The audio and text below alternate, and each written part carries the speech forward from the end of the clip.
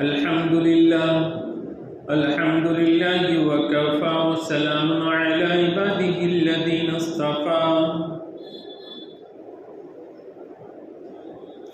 خصوصا على أفضلهم وخاتم النبيين محمد الأمين وعلى آله وصحبه أجمعين.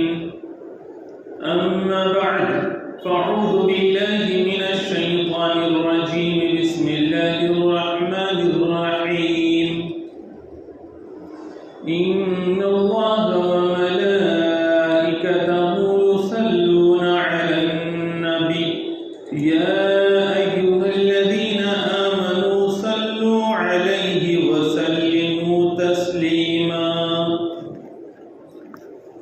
صدق الله مولانا العلي العظيم.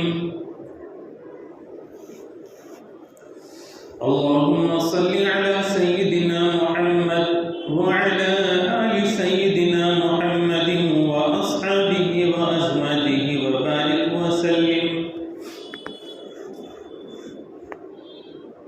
محترم بزرگ اور دوستو،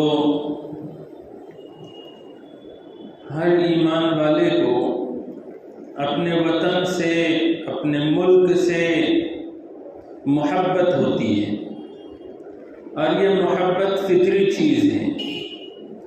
جیسے ہر انسان کو اپنے ماں باپ سے، بھائی بہن سے، کاروبار سے، گھر سے، وطن سے محبت ہوتی ہے، یہ محبت فطری ہے.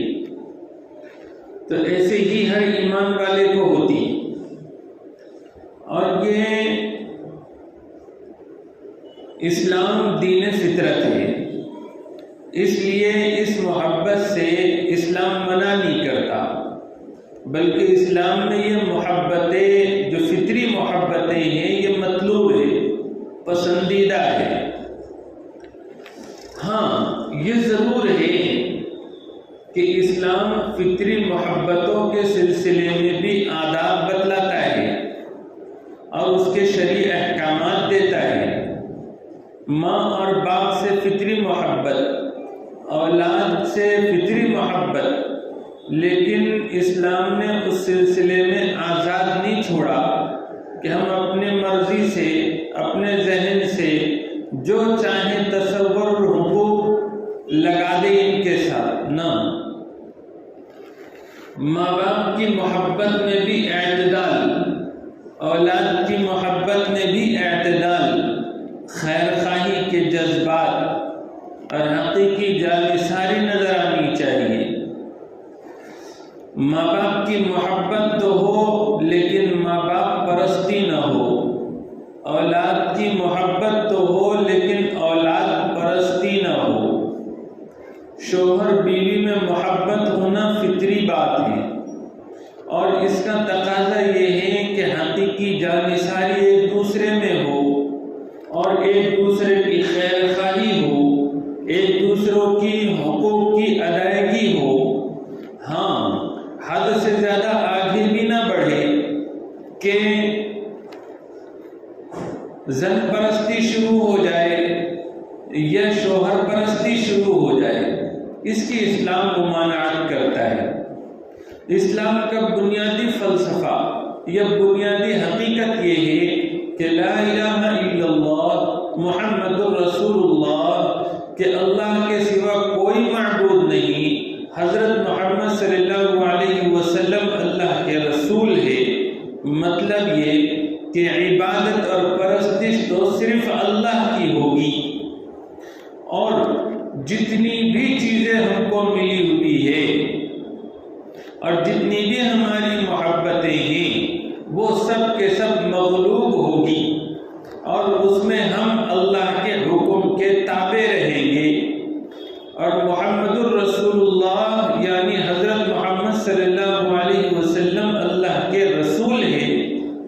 تو مطلب یہ کہ اللہ کی اطاعت اور پرستش میں اور اللہ تعالیٰ کے حکم کے مطابق زندگی گزارنے میں حضرت محمد صلی اللہ علیہ وسلم ہمارے لیے آئیڈیل اور نمونہ ہے. بات یہ چلتی ہے کہ مسلمانوں کو بتایا جاتا ہے یا سمجھا جاتا ہے کہ انہیں اپنے وطن سے اور ملک سے محبت نہیں ہے، اگرچہ کہ اس ملک کی کشمیر سے لے کر کنیا کماری تک، شمال سے لے کر جنوب تک، چپے چپے پر مسلمانوں کا اس ملک سے محبت کا اظہار موجود ہے۔ اس ملک کی تاریخ اٹھا کر دیکھو، اس ملک کے در و دیوار، اس ملک کی تعمیرات دیکھو تو ہر جگہ آپ کو لگے گا یا ہر کوئی سمجھ سکتا ہے کہ اس ملک سے مسلمانوں کو کتنی محبت ہے اور تھی۔ اس وقت میں بھی جو صورتحال پورے دیش میں ہے تو اس کے تناظر میں مسلمان کس طرح سے اس ملک کی محبت کا اظہار کرتا ہے اور عملی ثبوت پیش کرتا ہے، وہ کسی سے ڈھکا چھپا نہیں۔ اس ملک میں بسنے والے دوسری اکائیوں کے مقابلے میں مسلمانوں کی محبت اس ملک سے وہ جگ ظاہر ہے۔ مسلمانوں کو جو محبت ہے اس محبت کو نظر انداز تو کیا جا سکتا ہے لیکن اس کو مٹایا نہیں جا سکتا۔ اور کیوں نہ ہو، جس دین کو مسلمان مانتے ہیں تو وہ دین خود ہم کو اپنے وطن سے محبت کی تلقین بھی کرتا ہے، اس کے آداب بھی سکھاتا ہے، اس سے منع نہیں کرتا۔ صرف ایک چیز ہے جس سے ممانعت ہے، وہ ہے وطن پرستی، وطن کی عبادت۔ حضرت محمد صلی اللہ علیہ وسلم جن کے واسطے سے ہمیں دین ملا یا جن پر قرآن کریم نازل ہوا، دین اسلام میں سب سے بڑی ہستی اللہ کے بعد حضرت محمد صلی اللہ علیہ وسلم ہے، لیکن ان کے بھی صرف حقوق ہے، ان کے آداب ہیں، ان کی عظمت ہے، ان کی پرستش نہیں ہے کہ ان کے لیے سجدہ کیا جاتا ہو، ان کے لیے عبادت کی جاتی۔ قرآن کریم کو جگہ جگہ سے آپ پڑھتے چلے جائیں، سیرت کا مطالعہ آپ کیجئے، پچھلے پیغمبروں کے حالات آپ پڑھیے تو اندازہ ہوگا کہ وطن کی محبت کی اسلام میں بڑی اہمیت ہے۔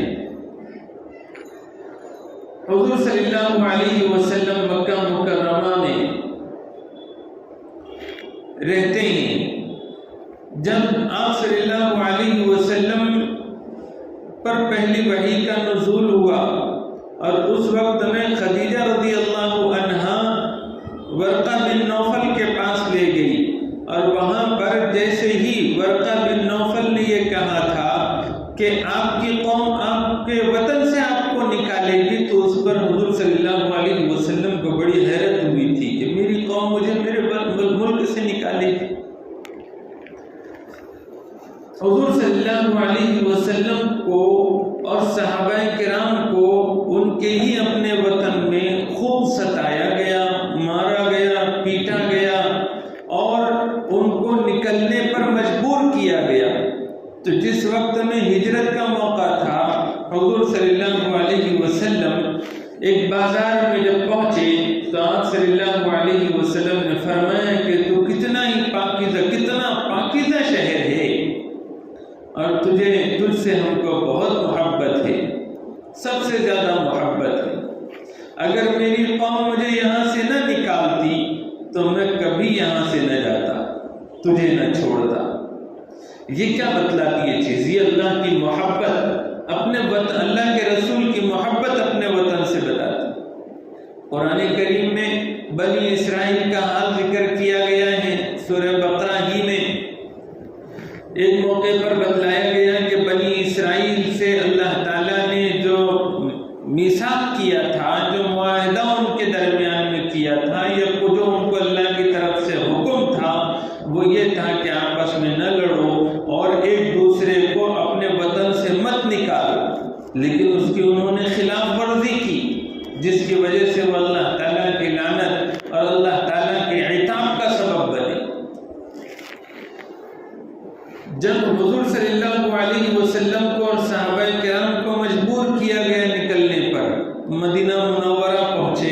مدینہ منورہ اب یہ دوسرا وطن ان کا بنا، تو اس دوسرے وطن سے بھی کیا بے مثال محبت حضور نے دکھائی اور صحابہ نے دکھائی۔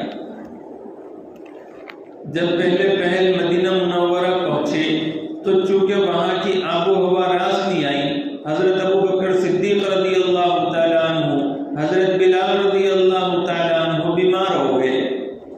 حضرت بلال رضی اللہ تعالیٰ عنہ تو اتنے پریشان ہوئے کہ انہوں نے چند مکہ کے قریش کے سرداروں کا نام لے کے بددعا تک کر دی کہ انہوں نے ہمارے اپنے وطن سے ہمیں نکال کر اس وبا زدہ علاقے میں پہنچا دیا۔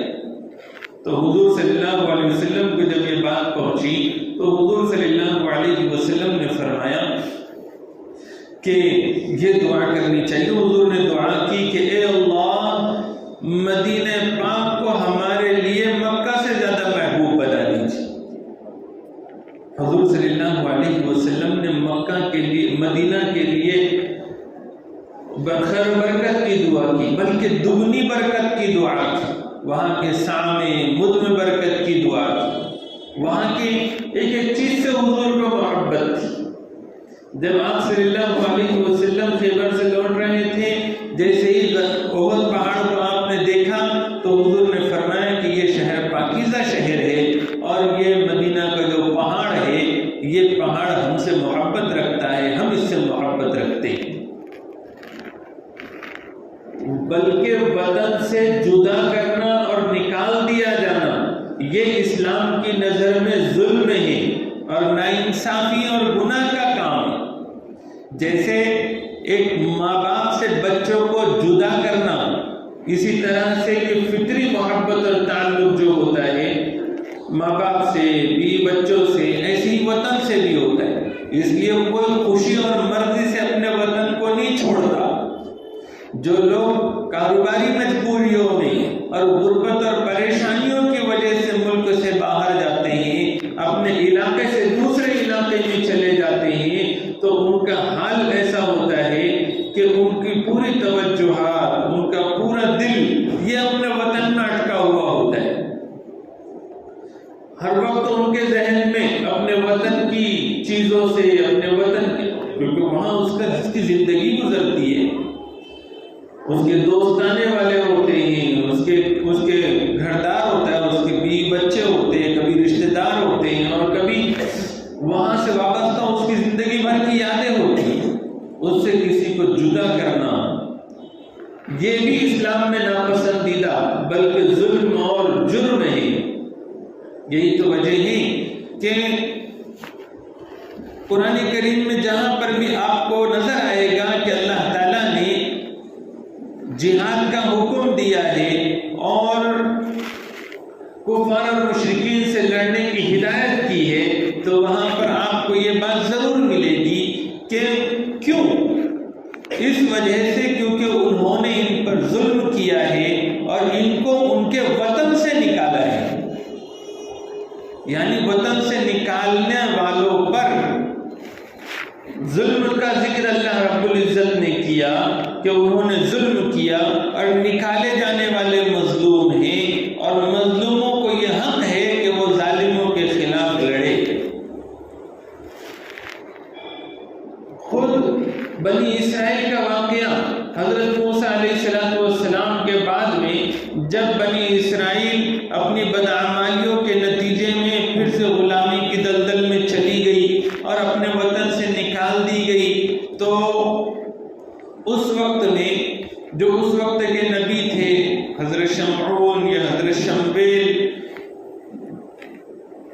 مختلف روایتوں کے اعتبار سے، تو انہوں نے اپنے نبی سے کہا کہ ہمیں جہاد کا حکم دے دیا جائے، ہم پر کوئی بادشاہ مقرر کیا جائے۔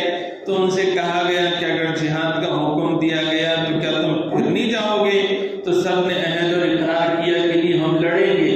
تو پھر جہاد کا حکم بھی آیا، اور پھر اللہ تعالیٰ نے طالوت نامی بادشاہ کو ان کے اوپر مقرر بھی کیا، لیکن بہت کم شکر گزار رہے، اور مختصر سی ایک جماعت ان کے ساتھ کھڑی ہوئی تاکہ اپنے ملک کو آزاد کرائے اور وہاں پر بسے۔ وطن کی محبت یہ ایک فطری چیز ہے اور یہ فطری تعلق ہے جس کو اسلام پسند کرتا ہے، اور وطن سے جدا کر دینے کو اور وطن سے دربدر بھٹکا دینے کو اسلام ناپسند کرتا ہے اور اس کو ظلم سمجھتا ہے۔ وطن سے جو محبت کی حدود ہے اسلام نے اس کو متعین کیا ہے، جیسے اہل وطن کے ساتھ وطن میں بسنے والوں کے ساتھ محبت اور رواداری کا معاملہ، اس کی تلقین خود اسلام نے دی۔ ہر مسلمان کو چاہیے کہ وہ اپنے ہم وطن لوگوں کے لیے، اپنے وطن کے لیے ہمیشہ خیر خواہ رہے۔ ان کی خیر خواہی میں ذرا برابر بھی ہمارے دل میں لچک نہیں آنی چاہیے۔ اور سب سے بڑی خیر خواہی تو کیا ہے؟ سب سے بڑی خیر خواہی یہ ہے کہ ہمارے اپنے وطن کے بسنے والے، ہمارے اپنے ملک میں بسنے والے، ہم سے ملنے جلنے والے یا ہم سے کسی بھی طریقے کا تعلق رکھنے والے، یہ وہ لوگ ہیں کہ جو ہمارے اپنے ہیں، اور جب یہ ہمارے اپنے ہیں تو ان کی سب سے بڑی خیر خواہی یہ ہے کہ ہم ان کی فکر کریں کہ یہ بغیر ایمان کے دنیا سے نہ جائے، ہمیشہ والی جہنم سے بچے، جنت کے حقدار بنے، دنیا بھی ان کی بنے، آخرت بھی ان کی بنے۔ حضرت نوح علیہ السلام سے لے کر آپ حضرت موسیٰ علیہ السلام، عیسیٰ علیہ السلام، خود حضور صلی اللہ علیہ وسلم تک جائیں تو آپ کو نظر آئے گا کہ ہر نبی اپنی قوم، اپنے وطن کے لوگوں کو دعوت دیتا ہے، اور کتنی دل سوزی کے ساتھ دعوت دیتا ہے، اے میری قوم کہہ کر خطاب کرتا ہے۔ خیر خواہی کا جذبہ، دوسرے نمبر پر خدمت کا جذبہ، کہ ہم اپنے وطن کی بھی خدمت کریں، اپنے اہل وطن کی بھی خدمت کریں، اور خدمت کے مواقع بے شمار ہے۔ جس جگہ سے جو بھی طریقہ اپنایا جا سکتا ہو، اپنے دین اور ایمان کی حفاظت کرتے ہوئے ہم اپنے وطن کی اور وطن کے اندر بسنے والوں کی خدمت کا فریضہ انجام دیں۔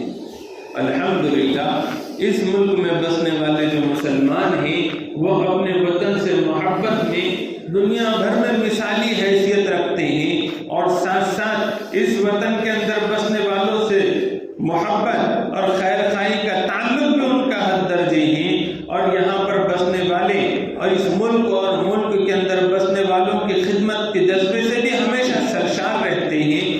کوئی موقع ہونے دو، پیچھے کورونا کی جب لہر چلی، لاک ڈاؤن کی نوبت آئی اور جگہ جگہ لوگ پھنس گئے تھے، تو جو خدمت مسلمانوں نے انجام دی اس خدمت کا عشر بھی دوسری سماج کے لوگ پیش نہیں کر سکے۔ اس ملک میں بسنے والے ہر ذات اور سماج کے لوگوں سے ہمارا تعلق، یہ ہم وطن ہونے کی نسبت پر محبت کا تعلق، خیر خواہی کا تعلق، اور ان کی خدمت کا جذبہ ہمارے دلوں میں ہونا، اور خیر خواہی میں دنیا کی خیر خواہی تو کی ہی جائے لیکن آخرت کی خیر خواہی بھی کی جائے، کہ دنیا یہ حقیر چیز ہے، ایک دن ختم ہونے والی ہے اور سب کو مر کر اللہ کے حضور پیش ہونا ہے۔ اس وقت میں ہمارے اپنے برادران وطن، ان کی خیر خواہی یہ ہے کہ ہم ان کو ایک اللہ سے روشناس کرائے، سرکار دو عالم صلی اللہ علیہ وسلم کا تعارف گھر گھر پہنچائے، ان کو حضور صلی اللہ علیہ وسلم سے متعارف کروائے۔ اس ملک میں ہماری حصے داری ہو، اور حصے داری رکھتے ہوئے ہم اس ملک کو پروان چڑھائے۔ یہ کیا بات ہوئی کہ ہم زبانی طور پر، دلی طور پر محبت تو ظاہر کریں، لیکن ہم اس ملک میں حصے دار بننے کو تیار نہ ہو۔ اس ملک کی حصے داری جب ہوگی، تب ہم کب ہوگی؟ اس وقت ہوگی جب ہم پڑھ لکھ کر یا کچھ ایسے کام انجام دے کر اس ملک میں دوسرے سماج کے لوگوں کے شانہ بشانہ چلتے ہوئے اس ملک کی باغ ڈور کو اپنے ہاتھ میں لیں گے۔ حضرت یوسف علیہ السلام کی سیرت ہے ہمارے سامنے، کہ مصر پہنچے تھے اور مصر کی جیل میں تھے، جب وہاں سے بادشاہ نے ان کو بلایا رہا کرنے کے لیے، تو وقت میں آپ نے ایک غیر مسلم ملک کے باشندوں کی خیر خواہی کرتے ہوئے حکومت کے ایک اہم منصب کی دعوے داری کی کہ مجھے یہ منصب سونپا جائے، میں پوری امانت داری اور دیانت داری کے ساتھ اور علم کے ساتھ اس کام کو انجام دوں گا۔ ہم نے مختلف شعبوں میں جانا چاہیے اور جا کر اپنے دین اور ایمان کے تحفظ کے ساتھ اور اپنی آئیڈینٹی کے ساتھ، اپنی پہچان اور شناخت کے ساتھ اس ملک کی خدمت کرنی چاہیے، یہاں بسنے والے لوگوں کی خدمت کرنی چاہیے۔ یہ افسوس کی بات ہے کہ مسلمان اپنی آئیڈینٹی کے ساتھ، اپنے دینی تشخص کے ساتھ اور قرآن اور حدیث کی رہنمائی کے ساتھ اگر اس ملک کے مختلف شعبوں میں جاتا اور یہاں بسنے والے لوگوں کی خدمت کرتا تو لوگوں کو سمجھ میں آتا کہ خدمت کیا ہوتی ہے، سیوا کیا ہوتی ہے۔ ورنہ تو بولنے کو تو ہے کہ سیاسی شعبہ یہ سیوا والا شعبہ ہے، این جی اوز کا شعبہ سیوا والا شعبہ ہے، بہت سارے لوگ سیوا کے نام پر صرف میوہ والا کام کرتے ہیں، اس کے نتیجے میں ہم میں اور دوسری قوم والوں میں فرق محسوس نہیں ہوتا۔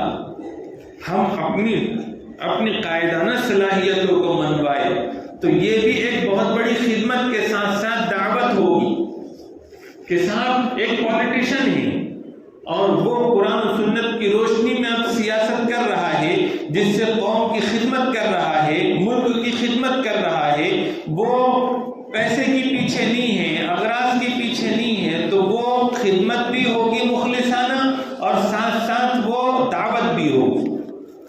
اسی طرح سے ایجوکیشن میں، اسی طرح سے معاشیات میں، کاروبار میں، بزنس میں، ہر جگہ پر اگر ہم اپنے دینی تشخص اور دینداری والے انداز میں اگر پہنچیں گے اور خدمت کے جذبے سے اس ملک کے ایک ایک باشندے کی محبت دل میں سما کر اگر کام کریں گے، یہ خدمت تو ہوگی ہی اور یہ ایک ملکی فریضہ ہے، لیکن ساتھ ساتھ یہ دعوت بھی ہوگی۔ کہتے ہیں نا، حضرت جی مولانا یوسف صاحب رحمۃ اللہ علیہ فرماتے تھے کہ جس وقت میں مسلمان دین پر عمل کرتے کرتے معاملات والے دین پر آ جائے گا، اخلاق پر آ جائے گا، اس وقت میں غیر مسلم اسلام میں آئیں گے۔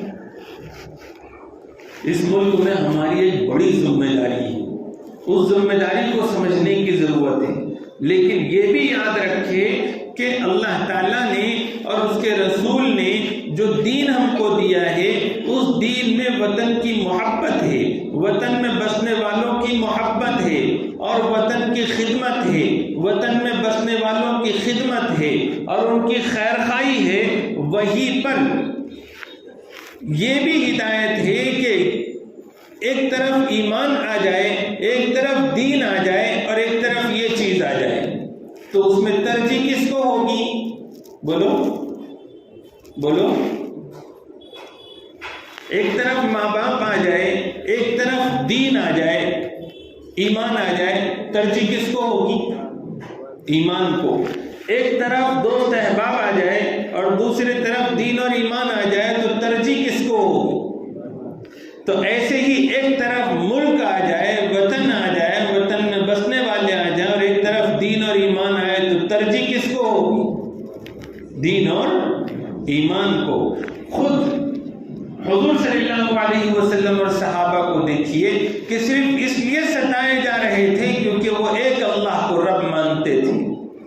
آپ کو ستایا گیا، پیٹا گیا، مارا گیا، اب ایک طرف وطن ہے، ایک طرف دین اور ایمان ہے، تو اپنے دین اور ایمان کی حفاظت کی خاطر ہجرت کا حکم دیا گیا کہ آپ وطن چھوڑ دیجئے اور مدینہ منورہ کی طرف ہجرت کر لیجئے۔ تو یہ ہجرت بھی یہ ایک بہت قرآن کریم میں کئی آیتوں میں ہجرت کی فضیلت سنائی گئی ہے، اور اگر ہجرت سے روگردانی کی گئی اور اپنے ایمان کو داؤ پر لگا دیا گیا تو پھر اس پر وعید بھی قرآن کریم میں سنائی ہے۔